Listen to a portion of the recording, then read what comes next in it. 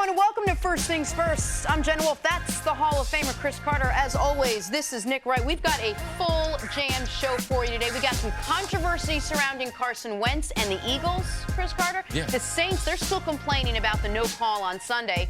We're going to kick things off, though, with the Patriots. Did you guys have a good night last night? Okay. Great I don't night, have Sid. time for the night. What'd you guys have for dinner? No time. Jenna ain't got time for you. We're talking I don't have time for sports. this. All I want to talk about is sports. I had a Brady shake. All right. Tom Brady and Bill Belichick are preparing for their 9th Super Bowl as a tandem.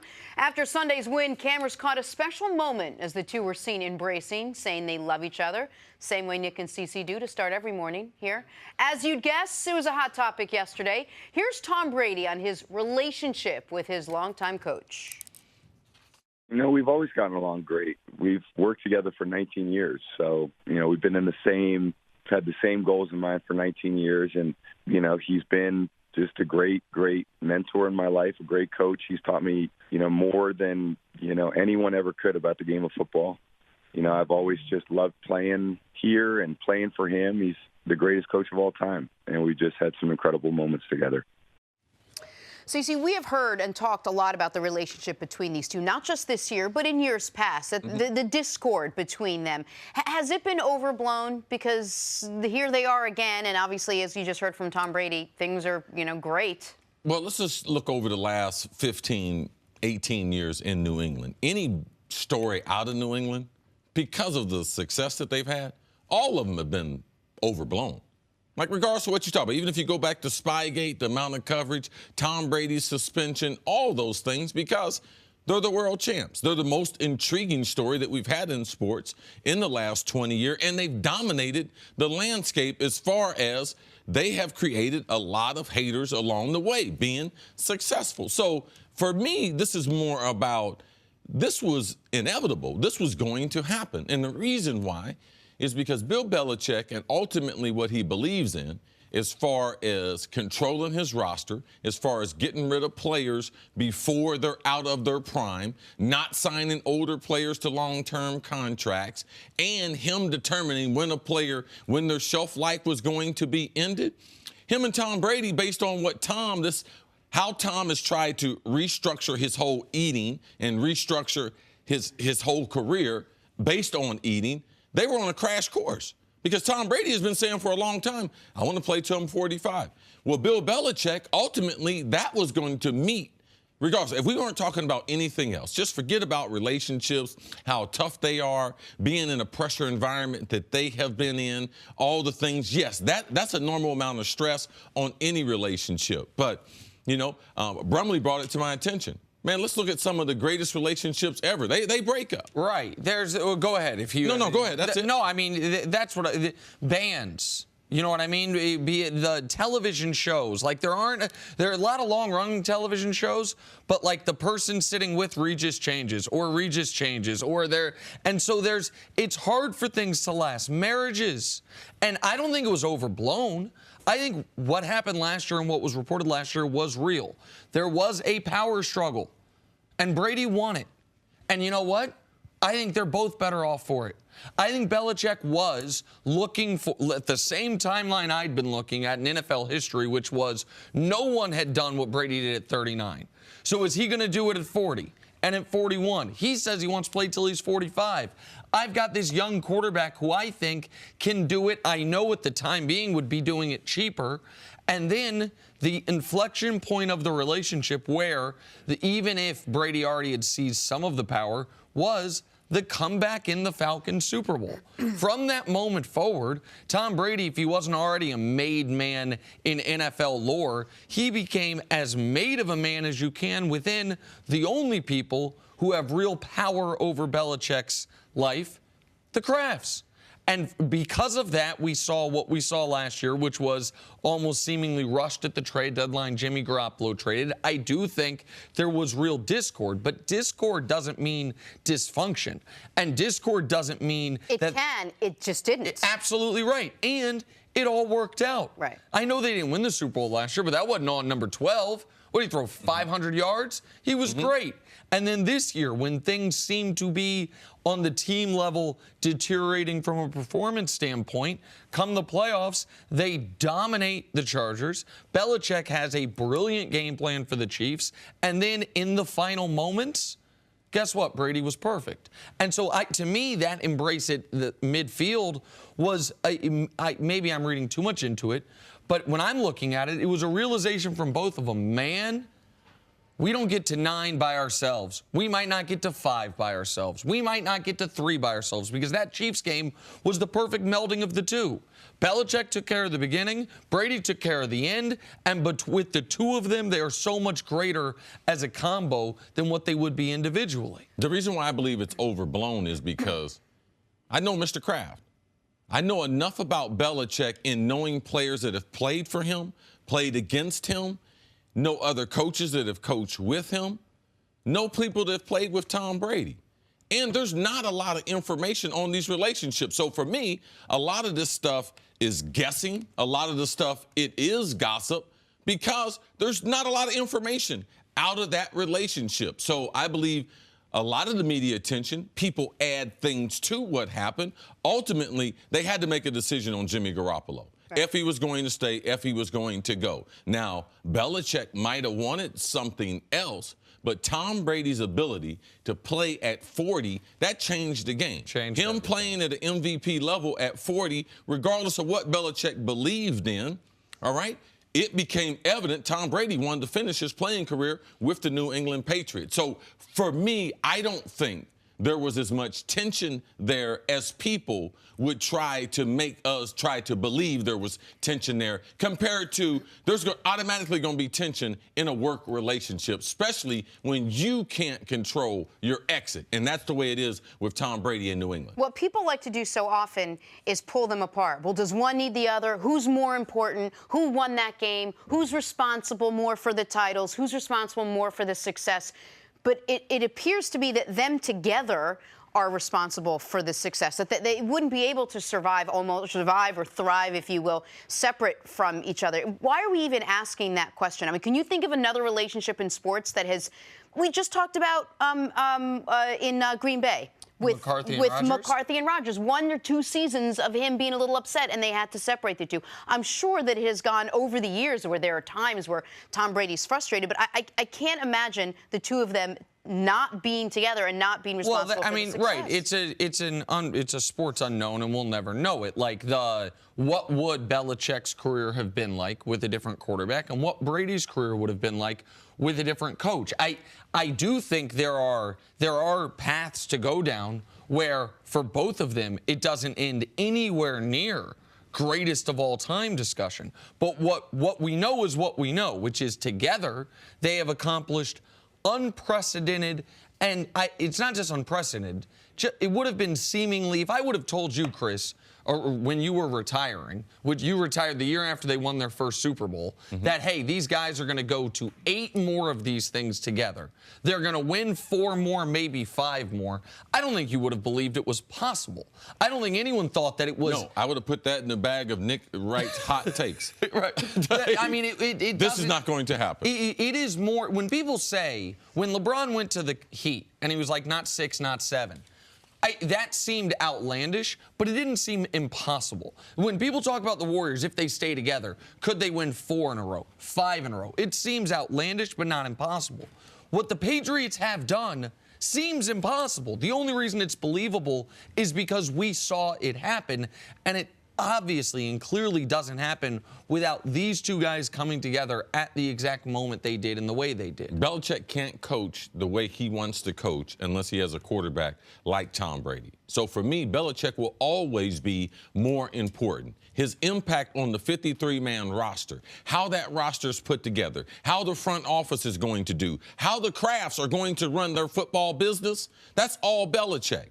Josh McDaniels comes down, gives Brady 8 plays the morning of the AFC Championship, what happens to be the most important game of Tom Brady's career. That was not Tom Brady. Tom Brady just showed up. but what they have put in place to allow him to be better. To me, that's why Belichick is far more important than Tom Brady, and I believe that Tom Brady understands that more than the public. That's why I believe that the public makes too much of the relationship as if there's tension there. I believe Tom Brady understands it more than we do. All right, we got to take a break. Coming up, why are players calling Carson Wentz selfish? Talk some Eagles next on First Things First. There's something about auctions that makes shopping so much more fun. For sports fans, it probably has something to do with the competition and suspense that auctions provide. But who wants to spend time researching where their nearest auction house is and then make the trek all the way there? I definitely don't. And that's why I love Pristine Auction, an online sports auction house where you can buy and sell sports memorabilia from the comfort of your own home. Pristine Auction runs tons of different auction formats, including multiple weekly auctions, a premium monthly auction, as well as daily and 10-minute auctions. They guarantee the authenticity of all of their items, and everything you purchase comes from only the most trusted sources. And the best part, it's so affordable. I just saw an autographed Ricky Stenhouse Jr. photo that sold for only $6. Go check out Pristine Auction now. You'll be hooked. It's free to register, free to bid, and you only pay for the items you win. That's pristineauction.com. And when you register, be sure to select First Things First podcast from the drop-down menu in the How Did You Hear About Us section. Let them know we sent you. Make sure you select First Things First podcast from the drop-down menu when you go to pristineauction.com. All right, we'll get to Carson Wentz and the Eagles in just a second, but first, a couple of big plays you might have missed last night. Oh, Giannis driving to the basket and then does that to Luka Doncic. Man, watching Giannis on a night-to-night basis is such a joy. He's the most dangerous player in the open court. You never think he's going to finish like this, but, man, some type of way he can dunk on you. Sixers, from all Rockets, different types of angles. James Harden leading the break. Joel Embiid hustles back, throws Harden's layup off the backboard. Sixers with a big win last night. Dominating win over Houston despite James Harden heroics. This is something Houston might have to get used to in this time with no Capella, still no Paul. Harden's great, and they get whooped. Oh, yeah, they were going at it last night. This was a fun game to watch. Houston didn't play well, but they got under Harden's skin. Man, Embiid's going to have a lot of enemies in this league. Oh, no. Bulls Cavs, Chris Dunn throws a perfect alley-oop to Zach LaVine. I don't know about the city of Chicago, but for a national show, we have the Bulls as a sorry team on our highlight reel on a regular basis. I don't know why. It's not as if we have some connection there. They got some high flyers on the team. Here's the thing for the Cavs. We have now passed MLK Day, which is a big day on the NBA calendar. They are still in single-digit wins. Still Cleveland. If they end up with Zion, I don't think we had the highlights on there so you can flame Cleveland. Well, it's just what came to mind. You flamed the Bulls, and our production staff put them on there. Oh, no. Finally, worst you'll ever see out of Steph Curry. Going for the dunk, that's not good. Then Iggy gets him the ball back, and air ball. That's not good either. So, listen, good thing he didn't get hurt. Since he didn't get hurt, we can laugh about it. Steph and Klay have... No, if he had gotten hurt, I would still be laughing. Okay. All right, fine. Steph and Klay have an ongoing competition about dunks in the season. Klay's at 11. Steph is at 1. So Steph was trying to get to 2 there. He said after the game he had something special cooked up. Instead, he falls down. Yeah, that's what happens if you buy basketball shoes at the grocery store. Those Under Armours, to me, they still have a long way to go as far as technology before they get on my feet. All right, moving on to Carson Wentz. So a report came out yesterday calling Phillies franchise quarterback, quote, selfish and egotistical, and went on to say, quote, Carson Wentz's biggest enemy is Carson Wentz. This from anonymous players interviewed on the Eagles. Well, let's just say this made some non-anonymous players on the Eagles upset. Lane Johnson came to his quarterback's defense, tweeting, whoever wrote that article needs to check their sources, #fake news. Carson has been and is our leader and our quarterback. Y'all know where to find me if you have any issues. #fly Eagles fly. And Fletcher Cox chimed in, reading through this Carson Wentz thing, and as a leader on this team, none of that's true. Carson's a great teammate and great player, and we are all behind him 100%. He's our guy, and we'll come back and prove the world wrong. If you got a problem, feel free to @ me. I will respond. All right, Nick, what do you make of all this? All right, so I don't believe the author made this up. Just said, I talked to 6 Eagles players, and he didn't. I do think these are people on the team, people close to the team, saying these things. Now, what should we take these things to mean? I think it also should be noted, Josina Anderson, who is as reputable a reporter as there is, a couple months ago reported some of the same frustrations with Carson Wentz before Nick Foles got his second act with the team, about it being a Zach Ertz-centric offense, about him not going through the progressions as far as looking at who's open, instead looking to either run the ball on the RPOs himself or to Zach Ertz rather than just go with the flow of the offense. So we've had multiple reports now with some Eagles being frustrated. This doesn't surprise me in the least. Like, if you are a pass catcher on the Eagles, not named Zach Ertz, of course you're frustrated. Zach Ertz is a good player, but he's not good enough to be the most targeted tight end in NFL history. And it should be noted, the guy whose record he broke for catches by a tight end in NFL history, we heard some of this with Witten and Romo. If you remember that relationship where there were receivers on the Cowboys, maybe a little jealous is one way to put it, about that relationship and whether or not he was favored as far as pass catching. C talks all the time. Receivers care about 2 things above all else: their money and their stats. And the stats help you get the money. And so, do I believe that there could be players on the Eagles that, A, think the team plays better with Nick Foles? Absolutely. I think there are a lot of people, even if they can't explain it, that think the team plays better with Nick Foles. And B, are frustrated that they run one offense that they won and won a Super Bowl, the same offense they ran at the end of the year, and seemingly a different Zach Ertz-centric offense while Carson Wentz is out there. I buy all of that. Now, the selfish, egotistical part, I've never heard that before. And it seems like there are a lot of teammates publicly saying that isn't who he is. So maybe there's certain guys that don't like Carson Wentz as a guy, but that doesn't seem to be the knock on him. But the football knock, I think, is fair and real, and I believe it. Well, from a football standpoint, you have a number of quotes in there, and I think it's important that the audience knows that when you have people like Fletcher Cox, when you have people like Lane Johnson, those are interior. Those are kind of the heart and soul. The reason why they were good last year was because their big people were better. Their offense and defensive line, even though they had the injuries. But as far as understanding football, those guys understand the least amount of football that's on the field. Lane Johnson, he doesn't know who's supposed to get the ball. When they tell him a pass protection, they tell him the pass protection and they tell him the snap count. The rest of it, he not listening to. If I go, let's go double right, scat right, 585, X dig. All he cares about is the number that tells him the protection, and that's the 585 to tell him the quarterback's going to be going 5 steps back. So who's supposed to get the ball and everything, he don't know. Fletcher Cox is a defensive tackle. He has no clue of what the offense is doing. Now, they've been utilizing their running backs by committee. So you know it's not one of the running backs because none of them have a big enough role to be able to say something like this. To me, I do believe that there are wide receivers on the team that have said comments that this reporter has also added his own personal opinion on it, that he could be able to write stories or things could be released like this. But if you think throughout my career there weren't other wide receivers jealous, or there weren't other wide receivers that said, man, if I could be targeted 14 times like Cris, I would be different. My career would be different. I would be a lot better.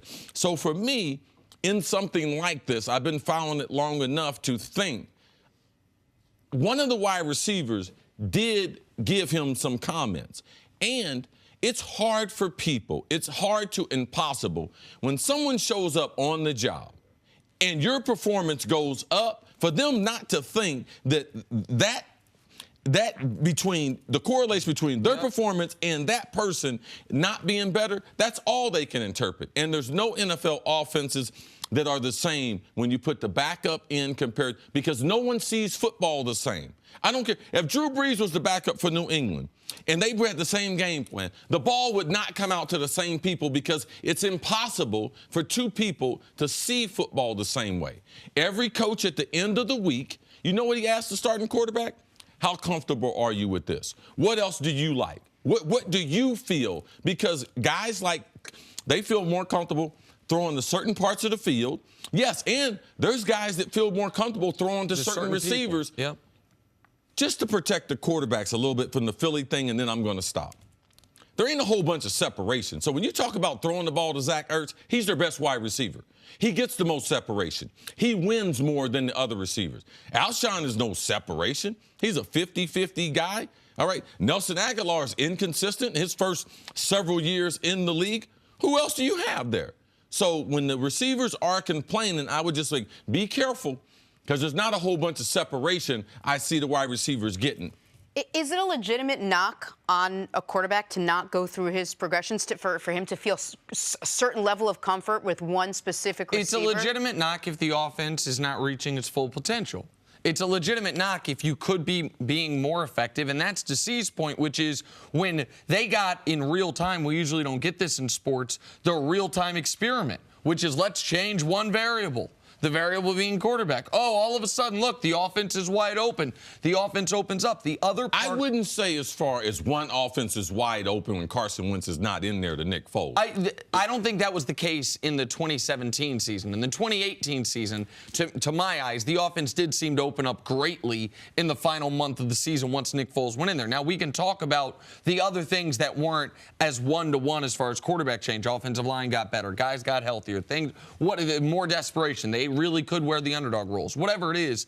But I understand why guys would think that what changed was the quarterback. Now I'm getting my numbers. Now I'm getting my targets. The other part of this that I thought was interesting was that you had DeFilippo leave, you had the offensive coordinator leave, and Frank Reich leave, and all of a sudden they said, now Carson Wentz can run over the room. That he had the ability, according to this report, to, with their new offensive coordinator, grow, to kind of impose his will more so than he had last year. And that could be a problem for any young quarterback, for anyone that hasn't seen as much football as Frank Reich in his 30-plus years, John DeFilippo in his 20-plus years, and whether or not that hurt their offense somewhat. The silver lining for the Eagles is, they've been looking for, with Wentz, a reason to say, man, people are doubting us. And now all of a sudden, if they want to be able to rally on, man, guys think you're a bad guy. Guys think that we're better with Nick Foles, who's going to be on a different team next year. Right. Maybe that can be the rallying point for next season. I just believe in Carson Wentz. I believe he is the answer. I know each quarterback has their personality, but from everything that I have felt coming out of Philadelphia, the players I talked to, that they would really there's no way that they believe this story. And I can understand people thinking, Nick Foles a better quarterback. But there's no way that I'm going forward as Nick Foles as my quarterback. I'm putting Carson Wentz in there, and regardless of any rumors, regardless of those other receivers and what they're saying. Because you can believe there's a disgruntled wide receiver on every team. Sure. If you put a microphone in every receivers around the NFL, the backups, they would be telling you, and we'd be getting stories a lot like this. All right, let's take a break. Coming up, is the NFL about to make major changes following the no call in New Orleans? CC says nope. Nope. That is next on First Things First. Back here, First Things First, three-time Super Bowl champ Mark Schlereth joins the show. Fresh from his week in Los Angeles. How are we? Good to see you. Good to see you guys. We are great. Good. We always missed you. We're glad you're back. I'm glad to be back. Got a lot to talk to you about. I didn't miss you, but glad you're back because in you and I were excellent. I was with you. Yeah. Okay. All right. 2 days later, we're still talking about the no call in the Saints-Rams game, the one that inevitably sent the Saints packing and sent the Rams to the Super Bowl. The referees admitted to missing a late pass interference on Nikhil Roby-Coleman. Too little, too late, say Saints fans. And as for the players themselves, well, the NFL admission of fault doesn't do much. It's devastating to us. I mean, you can admit, apologize, but we're at home. You know, that we get that call. I feel like we got a really good chance to be playing in 2 weeks against the Patriots. So it's too late. It doesn't mean nothing to us to admit it or don't admit it. It's too late. And of course, think this is going to now open up Pandora's box for what should and should not be included in instant replay. What do you think about the NFL expanding instant replay to pass interference plays? Well, I mean, I think that's fine. I just hate instant replay. I hate the way they implement it. I hate the fact that they don't change enough calls. I hate the fact that like the whole mantra is with instant replay is we want to get the game right. Right? Is that correct? But only if you have a challenge flag. Only if your coach reaches down and grabs it out of his sock and throws the challenge flag, or if you have enough timeouts, or if we only want to get it right when we want to get it right, or when you have a challenge flag. Like, that makes no sense to me. Like, wouldn't you want to get it right, I don't know, all the time? Wouldn't that be the goal? So why do we have to go through the histrionics of the challenge flag? Why do we have to have a ref walk to the sideline to look at the Microsoft tablet when they're making the decision in New York? Why do we have to do all that?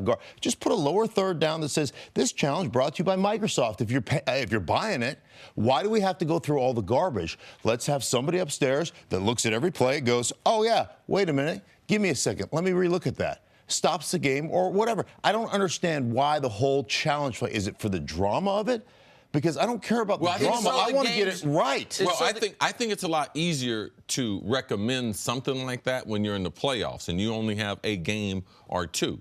But I would doubt that the NFL has the capability of having 8 qualified people in real time. Say when you're calling games, and sometimes you're in that first window of games, there's 8 games on. Yeah. So now I need 8 specific people that are going to running the game from New York. I don't think they have the ability to be able to do that. And now, if we're talking about expanding it to penalties or things that weren't called penalty, you can't just watch the ball.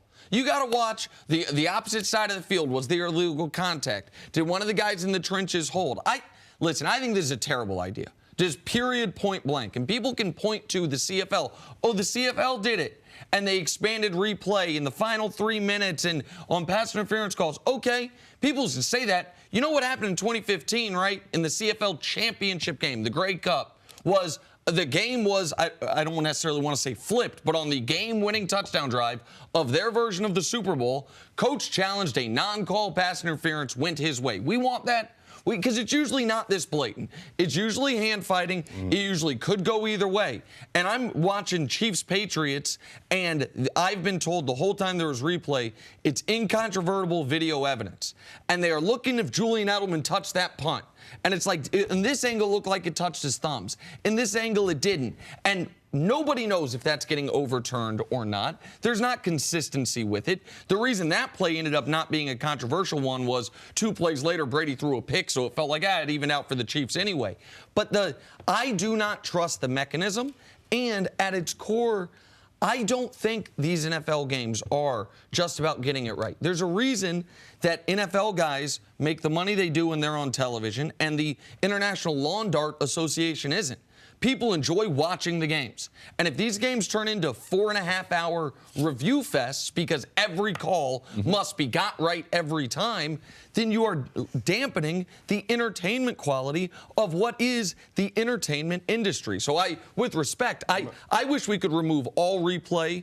We're not going to do that. Expanding it to non-called penalties is so dangerous to what it would do on any big play of the game. But even if coaches still had 3 challenges per, and that's one of your 3 challenges, and if you get it wrong, you get it wrong. I mean, that doesn't take away from the time of the game. No, we can't forget the entertainment value. The NFL right now, they have it right. And they've been working on it the last several years to get it within that 3 hour and 10-minute time. And it's going to take, if you give them more challenges, it's going to take more time. So I don't believe it can work. Now, I'm just going to tell you, based on being on a couple committees that changed the rule with the catch, no catch, and first they didn't want to change it, then they changed it. Like, I see another committee coming in my future, and I'm open. I'm not totally against. I just haven't seen the right way to be able to institute it in the games where it's not going to stop the flow of the game. And one thing we need to do, too, we need to consider this.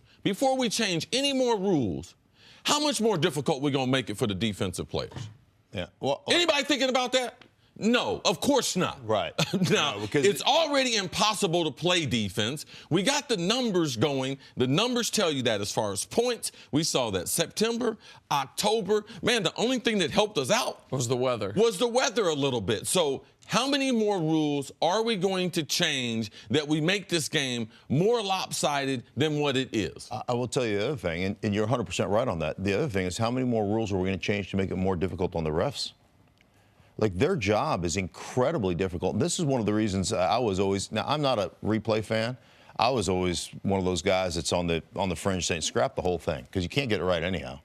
So scrap it and let's just let human error. Because I look at the Saints situation and said, you run the ball twice there, you make them eat up their timeouts, then you run it the third time, then you kick a field goal. Guess what? They have almost... They have less than a minute, and they're down 3 with having to drive at least 60 yards. So, you know... Well, Patty Mahomes did that in the evening, so it's not like it's not possible. Exactly. He had one timeout, but also, if you catch them in an all-out blitz, which they were in, and you throw the ball and you score a touchdown... Right. This is where you and I disagree. I don't want to score a touchdown with a minute 40 left in time. That's okay. You want to risk until it's some real risk. But when you're on the field... Players always say, man, we want the coach to be aggressive. We want the coach to be aggressive. When you see the type of numbers, and it lets you know that if Drew Brees can throw me a 5-yard stop and I could potentially end this game, I want that opportunity. Mm-hmm. I don't want to take the chance to give them the ball and a field goal is going to tie me up. That's not that difficult to do in the NFL. Well, going back to the refs, though, we asked them to do so many things, and one of the things that instant replay has done to the refs, it's taken away part of the whole situation that they're in is, hey, you know what? Swallow your whistle. Let's let replay decide. Right, and so the guys get they're less demonstrative than they used to be. Yes. They're less in charge than they used to be. Mm-hmm. They're like, they know something's not a fumble, and they know the quarterback's arm's going through. They're like, let's not whistle it dead. Right. They're getting obvious things wrong. And the other thing that this would do is refs set the tone. Obviously, this is not a good example of it because this was a terrible missed call.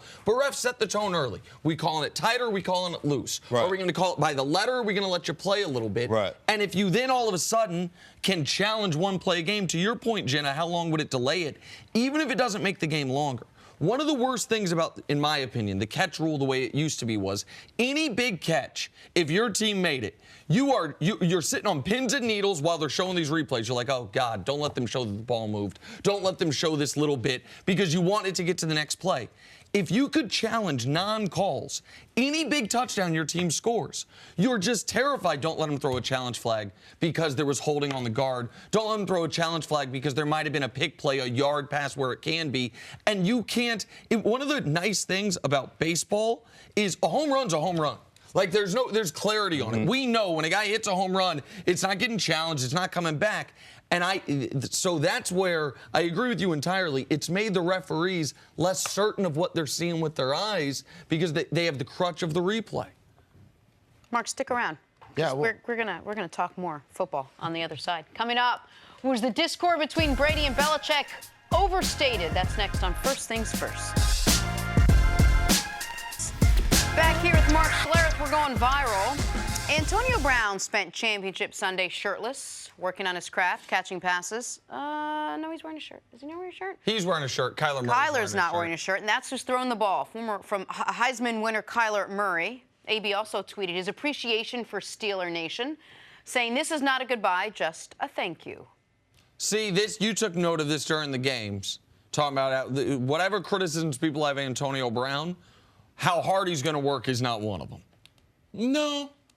What's up, C? I mean, no, that's not one of the question marks. No, not how hard he wants to work. But as you can see, there's only a quarterback, a DB, and a whole bunch of teammates and everything around him. That's when the questions become, man, that's your fault. Man, if I get you, how you talk to me? Yeah, he's a wide receiver. Look at me. I mean, he put the video out there. Look at me. Maybe he was trying to show off Kyler, pinpoint accuracy, trying to help his draft stock. He should have taken a picture of him and Kyler standing next to each other. Been like, wow, they look like two wide receivers. Right, about the same height. Yes. Couple slot receivers. All right, back here with Mark Schlereth. Time for some stories to start your morning. Klay Thompson went off last night, tied an NBA record by making 10 straight threes. He finished with 44 points as the Warriors rolled the Lakers. Remember that slump Klay was in? Nick, how impressive was Klay Thompson last night? Well, I mean, we've never seen this before. He ties the record for 10 straight threes, but nobody had ever done his first 10 threes of the game. Made 10 in a row, missed one, and was like, I'll be done shooting for the night, 10 of 11. Nice 44 points in 26 minutes. Just a vintage Klay Thompson performance. The hard part is the Lakers know he was going to shoot it. Nothing they can do about it. I mean, even when they overplayed the three-pointer, overplayed his right hand, he still was getting it up. Man, that was a classic Klay night last night. To the NFL now, Drew BREES says he'll be back next season. It'll be his 19th season in the NFL and his 14th with the Saints. Stink, you think Drew BREES has one more playoff run left in him? Oh, absolutely. He's playing. I mean, come on. He completed almost 75% of his balls this year. I mean, he's an incredible player. He's an incredible leader. He's a great, I mean, just a great human being. So, yeah, absolutely. And he's playing at as high a level as he's ever played at. Your new prime starts for quarterbacks now around 36. You know, right? I mean, it's unbelievable what he and some of these older quarterbacks are doing to the league. And back-to-back heartbreaking playoff exits for Drew BREES and the Saints. Somehow got worse this year than last year. And he's in great shape. He just doesn't tell you about it. On to the Rams now. Despite him not making a big impact in the NFC Championship game, Sean McVay says Todd Gurley is healthy ahead of the Super Bowl. Stink, you think Gurley bounces back in the Super Bowl? Oh, absolutely. I mean, he's a phenomenal player. I don't think there's any question that he's been nursing some type of injury. I know he had a knee problem earlier in the year. There's no question that he wasn't himself in the NFC Championship games. Does he bounce back? Absolutely, he bounces back. Yeah, there's no way C.J. Anderson is going to lead the Rams against New England Patriots. Now, he might run the ball against some other NFL teams, but he will not be able to run the ball against New England. Todd Gurley's ability to be special in the passing game and in the running game, that's what made the Rams special the last 2 years. If he's not special, I don't see the Rams winning. All right, back to the Patriots and their incredible run now. How do you define an incredible run? Well, they're heading to their third straight Super Bowl and their fourth in 5 years. In sports terms, that's good. A lot of that has to do with their edge preparing for the game. Tom Brady said they added 8 plays the morning of the AFC title game, and they used 4 or 5 of them in the game, all successful, according to Tom. Stink, how impressive was the Patriots' approach against the Chiefs team? Well, I think a couple of things that, you know, you just look at the small things, the little things that they do. Just from clock management standpoint, one of the things you want to do as a football team is you want to eliminate Kansas City's possessions because offensively they're so good. You watch them. They huddle every time. They come out in a league where it's completely spread offense. They come out with a tight end, fullback, running back, two tights, 2 running backs, with one being a fullback and 1 wide receiver. I thought it was 80s, 90s. Right. Parcells. Right. That's exactly what it looked like. And then they huddled every time. They didn't snap the ball until there was less than 10 seconds. They don't on the work clock. on the last 4 minutes of the quarter to start working on the clock. If that's your objective when you start the game, well, let's start right now. Right. First drive of the game, they eat up close to 8 minutes. I think Kansas City had 3 drives in the first half. They got the ball in the their fourth opportunity and got sacked with about 20 seconds left. 3 real drives. 3 drives in the first half. I mean, that's winning football. Then pass rushing. Like, you think of little things about how they operated their pass rush, where they ran like nose guard out. Stunts. Yes, stunts the whole time. Nose guard out, tackle out, loop the end into the middle, force Mahomes out to the edge where they have a guy waiting for him because of the stunt they just ran. So little things like that they do on a consistent basis. They do it better than anybody else. They have the game plan. They go, this is how we're going to execute it. Here's why. They do a great job. I think both of these teams, both the Rams and the Patriots, and I've called 3 Rams games. The Rams, every play has a reason, and every player understands the reason. This is why we run this. This is the reason we run it this way. This is what it sets up in play action. This is what, I mean, they go through it, and every guy knows it, and New England executes it that way probably better than anybody else. And what was, to me, so impressive, to elaborate on your point about clock management and game planning, is the Patriots' consistent ability within a game to be fluid.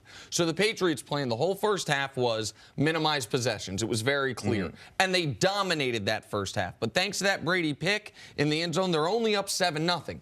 And they get the ball with around 2 minutes left in the first half, and they are clearly content going to halftime up 7-0. They run the ball, let 40 seconds run off a play clock. They run it again on second down. They get stopped. Andy Reid, I'm not criticizing him. I would have done it in that spot too. I think every coach would. Says we got him in 3rd and long. We can get the ball back. He calls timeout. The moment he calls timeout, Belichick realizes, all right, now the situation's changed a little bit. We can afford to be a little aggressive. And then all of a sudden flips. For the first time all half, we're going to try to go downfield on you. They steal a touchdown out of it. Philip Dorsett.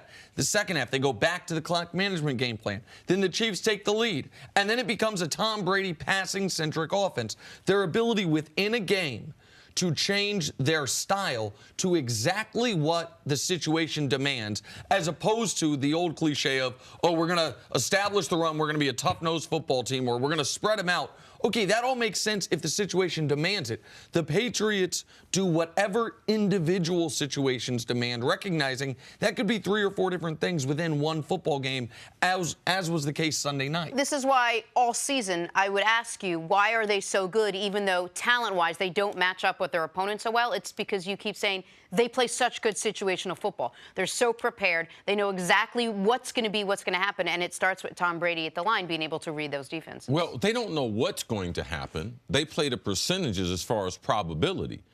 What people don't understand is when you look at New England, they're very, very predictable. In this game, they ran the ball 48 times. The Chiefs only have 47 plays. So when you start the game, that was their game plan. Now, they wanted to do it a couple different ways. Sony Michel was dominant for 3 quarters. But we're going to allow Rex Burkhead to be able to knock you out late in the game. So their variance within what they're trying to do, James White, we knew coming into Kansas City was one of the worst defending running backs coming out of the backfield. He only played 12 plays in the first half. He gets 6 first downs. 2 times he picks up a blitz. That Philip Dorsett, when they got aggressive, James White picks up a blitz. So utilizing the players, knowing what their strengths are, and having them do the things that they're strong at, that's what is the secret to New England and how they design these game plans. There's no accident. The reason why they don't typically have more college graduates on their team, you know the reason why? Because there's going to be some Sunday mornings that I'm going to wake up as a coach and I'm going to try to install some things. Now, there wasn't a team I have ever been on that they could come in the offensive meeting room the morning of the game and put in 8 plays and there wouldn't be some type of chaos or confusion, especially in the wide receivers room and or it would be a trickle-down effect, the running backs and the offensive line. So that variance that they have over every other team, oh, man, that's part of the secret sauce that, no, we're going to have a game plan, but we're not stuck to it because we might vary it by one way or another. I think it's really interesting, and I think this is a societal thing in general, that we like to pick people apart.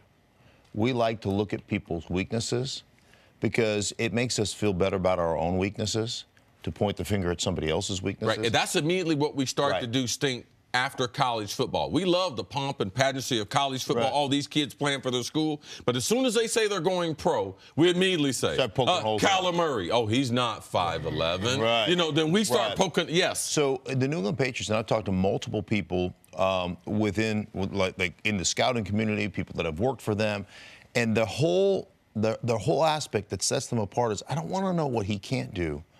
Tell me what he can do, and let's see if we can put him in a position to win.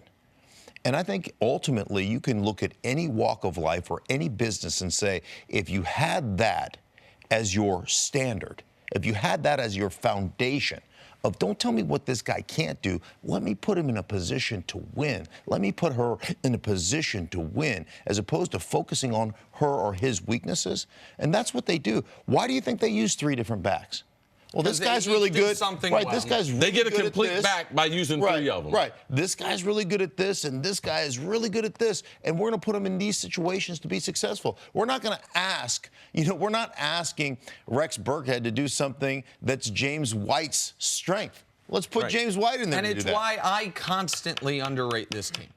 Because I look at I look at the teams, I'm like, man, they don't got no one like Todd Gurley that can do everything, right? But James White is the pass catcher, at least maybe not down the field, but horizontally, right? But James White has an element of his game that he can do as well as Gurley can. They don't have the number one, and I'm sure they'd like to have one, but the number one wide receiver.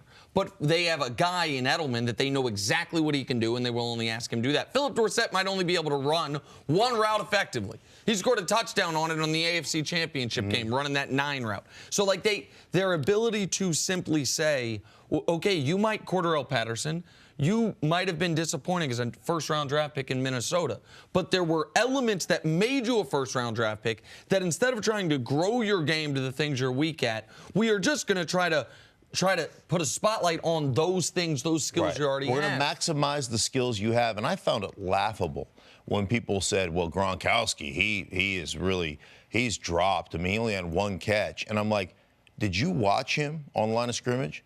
Did you watch him dispense justice on defensive ends and linebackers? Did you watch him run across the formation, wham, block a nose, and then run the wham pass where he whams the nose and Edelman runs the over and he's open by 20, gets a 31-yard gain. He's open by 7 yards. I go, did you watch? He had an incredible effect on the game in the divisional round and caught 1 ball. And may have been the biggest difference maker on the offensive side of the ball in that game. But we just want to look at, but he only had 1 catch. Yeah, but you know what? He did everything else that gave them that victory in that particular game against the Chargers. The other element to this team's success is the relationship between their quarterback and their coach, which is an unprecedented relationship. We haven't seen it anywhere else really in sports. It's longevity and then how close they are. How successful is Brady Belichick, that tandem, to the success of this Patriots team? Well, I think it's huge, and I think we always tend to. I mean, I've fought with my offensive line coach, about things all the time during the course of my career. Like, that's stupid. I'm not going to do it, and then he would yell at me, and I'd yell at him, and we'd figure it out eventually. But there's certain things, as a receiver, some coach tells you to do something, you're like, hey, man, on a grease board, that's awesome. Yeah. Right? In a game, that don't work. And as long as you can give them the reason it doesn't work, I think most guys are great with that. I called my offensive line coach just the other day, just tell him I loved him. Best coach I've ever played for. Man, I just want to tell you I love you. Yeah, it just dawned on me. Such a good guy. No, but it just dawned on me. I was like, man, I haven't talked to him in a long time. I haven't talked to him in a while. I'm just going to call him, tell him I love him. And I think it was awkward when he called me back, though, because he was like, oh, hey, thanks for the message. You left it on voicemail? Yeah, I left it on voicemail. Like, thanks for the message. I like you, too. But I think that now, as an older person, you appreciate it. Yeah. And I think that Tom Brady, because Tom Brady wasn't a star in college. He was not the high draft pick. He was not the choice for the franchise. So in his greatness being developed, a lot of that had to do with Brady submitting his talent, believing in Belichick. Because Brady comes to the game with hellacious confidence that they're going to have a defensive scheme. Now, they might not have all the people to rush the passer, the linebackers that you know about. But in the red zone, they're going to be able to slow people down, and they're able to create turnovers for Brady. So I just believe how his talent has developed. He has tremendous faith in who Belichick is, and he has appreciation now, not when he's retired like Stink. And I think that that's part of the magic that makes that relationship go. Well, and the other element is, and we talk about this team and this relationship more than any other in the NFL because they win the most, and so they're usually one of the last 2 teams. They're always one of the last 4 teams. So there's more airtime to discuss them. But any long-term success that I can think of in sports has some type of bond between the star player and the coach. Like, there's one-off championships. Like, those happen where it was, I don't know how good the coach was, or I don't know if they had the star player. But whether it's the Spurs in the NBA or the Bulls in the NBA or the Lakers in the NBA, a league that has a bunch of dynasties, or the Patriots in the NFL, really the only dynasty, there's the symbiosis. Like, Jordan needed to run the triangle and needed to submit something to Phil Jackson, right? Just like Kobe and Shaq did. Duncan needed Popovich to have that type of run. Brady, the reason that we can say, oh, Aaron Rodgers, most talented quarterback we've ever seen, He's been to one Super Bowl. He's never had that symbiosis to work with where when he's not at his best, they can still win. And when he is at his best, they are unbeatable. That's what the Pats and Brady have had along with Belichick. I need you so that I can move forward with You need Brum and all the 11 people who work for you, Jenna. Those are the people you need. Not true. Stink, stick around. Yes. Got more to talk about. Coming up, should we expect an offensive explosion in the Super Bowl? That's next on First Things First. Back here with Mark Schlereth. So it'll be 17 years to the day since these two same teams, the Rams and the Patriots, met in Super Bowl 36. The game has changed quite a bit in that span, especially this past season, and especially on offense. Patriots and Rams were two of the highest scoring teams in the NFL this year. And so Vegas is adjusting accordingly. The over-under is 58 for this game, the highest in Super Bowl history. Stink, what type of game should we expect? You know, it's going to be interesting because my first experience of getting to know Eric Mangini, who is on the show all the time, was at our former workplace where he cornered me in the hall and we talked for about an hour plus on defending the zone running game. And he was like, conversation. yes. Well, so Stinks, people should know, Right. people that don't know, Okay. Stinks teams basically invented and made famous the zone blocking scheme the zone and the blocking zone running scheme. game. And Belichick and Mangini and the New England Patriots always struggled with Mike Shanahan in that zone running system. Okay, that was their nemesis, and they always struggled trying to defend it.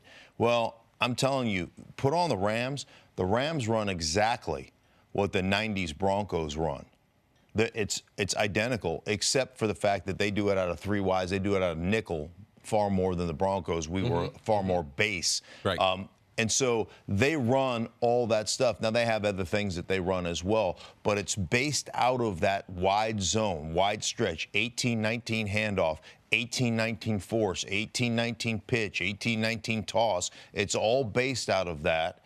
And all the play action that coincides with that, the naked boot keeps, the play passes, and all those things. They do a great job of running that, and that's always been one thing that historically the Patriots have struggled to defend. So that part, to me, is a really interesting matchup between the Rams offense and what they run and what this Patriots defense, has struggled with past history. Now, that's a long time ago, obviously. No. But it's still one of those things And that in your McVay came mind, up under Shanahan in Sure. Washington before he got this job at 30. And so, it makes sense that would be what they're running. And a lot of times when people talk about the Rams offense, they think they know what the Rams offense is. But ultimately, it's 31 personnel, and it is running that zone. That's what they want to do. As you would say, they want to thunder punch you. That's what they want to do. They do it with a lot of eye candy, camouflage and everything, but that's what they want to do. On the defensive side, too, I think a matchup, and it's coaching philosophy, it's scheme, styles make fights. Wade Phillips and his defenses have been very successful going against Bill Belichick and his offenses. So are they able to put together a game plan that Ndamukong Suh, which I would say these last two football games are as good a games that I have seen him play back-to-back, team defense. That means staying in his gap, controlling two people, rushing the passer, playing at an elite level, first, second, and third down. Can they protect those linebackers? Because they will have a game plan for Aaron Donald. The strength of the offensive line, the center, and the two guards. Strength of their defense, right there, those defensive tackles. So I think the style for which they're trying to with Sean McVay offensively, it has had success against Belichick and Wade Phillips. Nick, one of your buddies there, he's had success going against Brady and a Belichick coach offense. Wade Phillips, really interesting, going back to, just kind of his style, is back in his Denver days. People would tell you this about Wade Phillips when you talk to guys around the league. Wade Phillips is going to run what Wade Phillips runs. You're going to be a 90% man. You're going to play man. And you know what? We're going to play cover 11, and we're going to just see how it works out, right? And I'm having dinner with a couple of guys on the coaching staff from the 2015 Denver Broncos team, and they talked about Wade, how he put a game plan together in the AFC Championship game against Brady. Now, Brady came back in the fourth quarter and made it, they were 1 2-point conversion away from tying the thing and all this, but how they never ran the same thing on defense one time.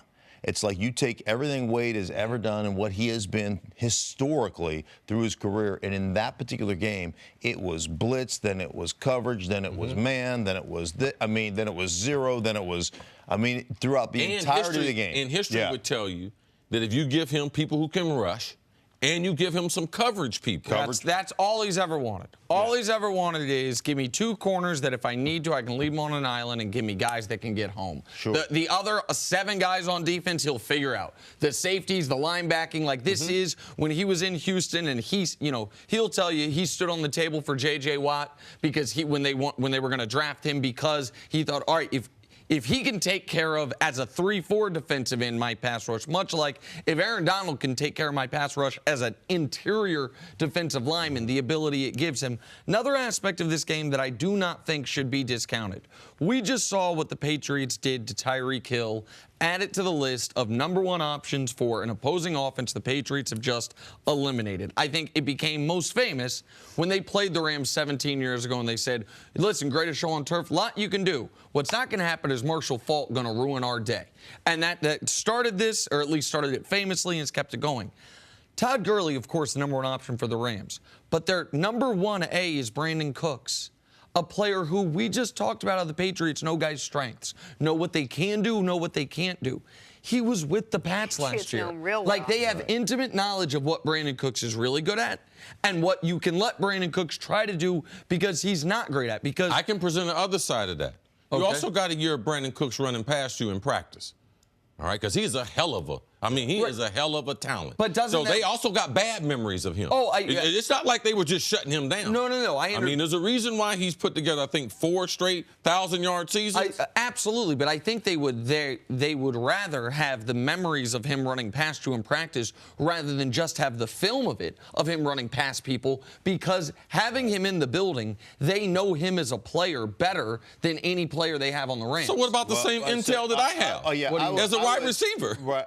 What the information that Brandon Cooks has on the I just think it's more, maybe you can tell me. Why? I'll explain why. Because you have an entire coaching staff that coached a player. Brandon Cooks, I don't think, when he was playing with the New England Patriots, was trying to accumulate all the information possible on the New England Patriots defensive backs. Absolutely, Nick. That's the #1 thing you do when you're practicing against your team. That's who you're going against. I have a game plan for every guy on our roster, what they do, what they can't do, because the only way I can be successful is by defeating them in practice. I know who bites on double moves. I know who's great press. I know them better than I know the opposition around the league. Here's the other thing. Like, I look at, you mentioned Tyreek Hill. So we get a double team on him, right? We got some guy pressing him. We got one safety rolling over the top. No shallow crosses? You can't double team a shallow cross. Yes. No, you didn't hand it to him on a jet sweep. You didn't fake a jet sweep. Couldn't believe they never handed the ball. And that's one of the fake a jet sweep and throw a screen between him and Cooks is those shallow routes and intermediate routes. They get to Cooks more. And I will tell you, Sean McVay, even if they're double teaming him, he'll find a way to get the ball in his hand. Like, the fact that you didn't put it in his hands and give him a chance to run with the ball afterwards, you just said, well, he's getting double teamed. We've got enough one-on-ones across the board. That part was not coached very well. I totally agree, and maybe the Rams will learn from that mistake the Chiefs made of not getting the ball in the hands of their most explosive playmaker. I do trust the brain trust of the Patriots and what we've been talking about all year and all morning to know some things Brandon Cooks can't do and to use that against him. Thank you for listening to the First Things First podcast. Remember, leave us a review and tell us what you think. Subscribe to the podcast on Apple Podcasts and catch us on FS1 Monday through Friday, 6:30 a.m. Eastern. For Cris Carter and Nick Wright, I'm Jenna Wolfe. So long, everybody.